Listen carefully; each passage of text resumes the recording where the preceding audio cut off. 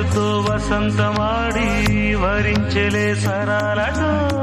మిలా మిలా హిమాలే జల జల ముత్యాలుగా తడ తడ గళన